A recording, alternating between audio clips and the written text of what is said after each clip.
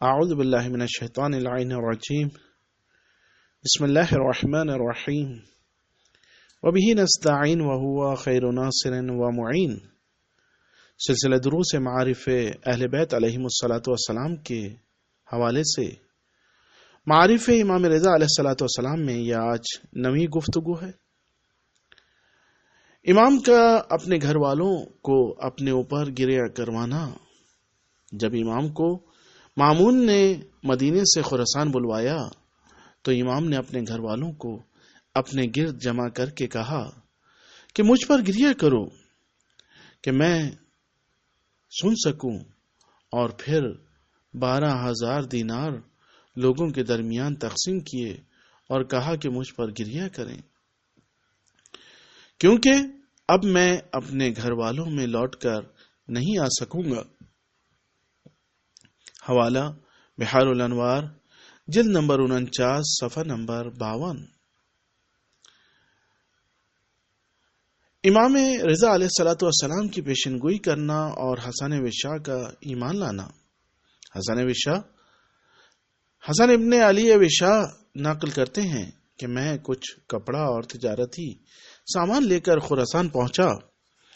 اس وقت میں واقفی تھا، یعنی امام موسیٰ کاظم علیہ الصلاۃ والسلام کے بعد کسی امام کا بھی معتقد نہیں تھا۔ سامان تجارت فروخت کر کے فارغ ہی ہوا تھا کہ ایک سیاہ پوش غلام میرے قریب آیا اور کہنے لگا، میرے مولا نے کہا کہ فلاں علامت کا بلند کپڑا جو تمہارے پاس ہے وہ ہمیں دے دو تاکہ ہم اس سے اپنے ایک چاہنے والے کو کفن دیں۔ میں نے پوچھا تمہارا امام کون ہے؟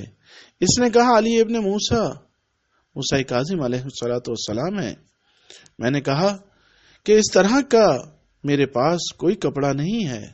غلام گیا اور تھوڑی دیر بعد دوبارہ لوٹ کر آیا اور کپڑے کا تقاضا کیا۔ میں نے پھر وہی جواب دیا۔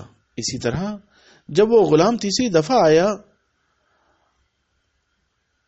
تو میں نے اپنے غلام سے کہا ذرا فلاں تھیلے کو تلاش کرو کہ اس طرح کہ اس میں بھی کچھ ہے۔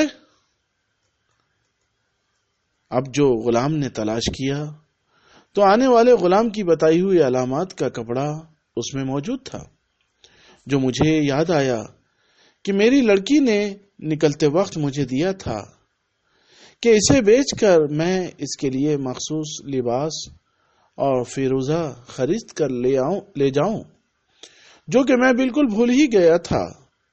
میں نے وہ کپڑا اس آنے والے غلام کو دیا اور کہا مجھے اس کے پیسے بھی نہیں چاہیے۔ وہ گیا، تھوڑی ہی دیر میں لوٹ کر آیا اور کہنے لگا میرے مولا نے کہا ہے کہ تم ایسی چیز ہدیہ دے رہے ہو جو تمہاری ملکیت نہیں۔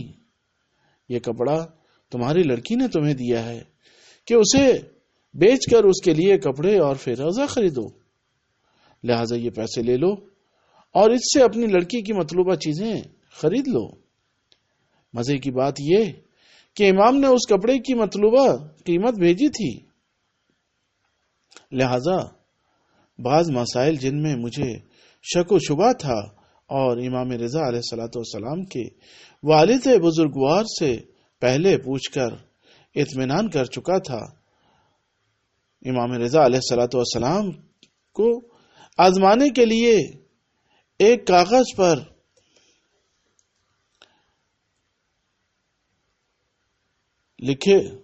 کچھ لکھا اور امام کے دولت خانے پر پہنچا۔ میرے ساتھ ایک دوست بھی تھا جو امام کے مخالفین میں سے تھا، مگر اسے اصل واقعہ نہیں معلوم تھا۔ جب ہم دونوں امام کے گھر کے دروازے پر پہنچے، وہاں کافی لوگوں کا ازدحام تھا۔ ہم دونوں بیٹھ گئے، کافی دیر بیٹھے رہے۔ ابھی میں کچھ سوچ ہی رہا تھا کہ اٹھ کر جاتے ہیں کہ امام کا ایک خادم آیا جو صورتیں دیکھتا اور آواز دیتا ہوا آ رہا تھا کہ الیاس کا نواسہ کون ہے؟ میں نے بڑھ کر کہا میں ہوں۔ اس نے جیب سے ایک کاغذ نکال کر مجھے دیتے ہوئے کہا کہ میرے مولا نے تمہارے سوالوں کے جوابات لکھ کر بھیجے ہیں۔ میں نے جو اس نامے کو کھولا تو دیکھا کہ بالکل میرے طرف سے لکھے ہوئے اس کاغذ پر سوالاتوں کے تفصیلی جواب ہیں جو میں نے امام رضا کے والد بزرگوار سے پوچھے تھے اور میرے پاس لکھے ہوئے تھے۔ اسی وقت میں نے خدا و رسول کی گواہی دیتے ہوئے کہا کہ میں گواہی دیتا ہوں کہ علی ابن موسیٰ الرضا علیہ الصلوۃ والسلام حجت خدا ہیں، اور سابقہ عقیدہ واقفی سے توبہ کی اور اٹھ کر چلا گیا تھا کہ وہی ابھی چلنا ہی چاہتا تھا کہ وہی غلام بھاگا بھاگا آیا کہ آپ اتنی جلدی کہاں چل دیے؟ میں نے کہا میرا ہدف و مقصد پورا ہو گیا جس کے لیے میں آیا تھا، اب میں جا رہا ہوں اور امام سے ملاقات کے لیے ان قریب دوبارہ آؤں گا۔ حوالہ بحار الانوار جلد نمبر 49 صفحہ نمبر 69۔ وآخر دعوانا ان الحمد للہ رب العالمین۔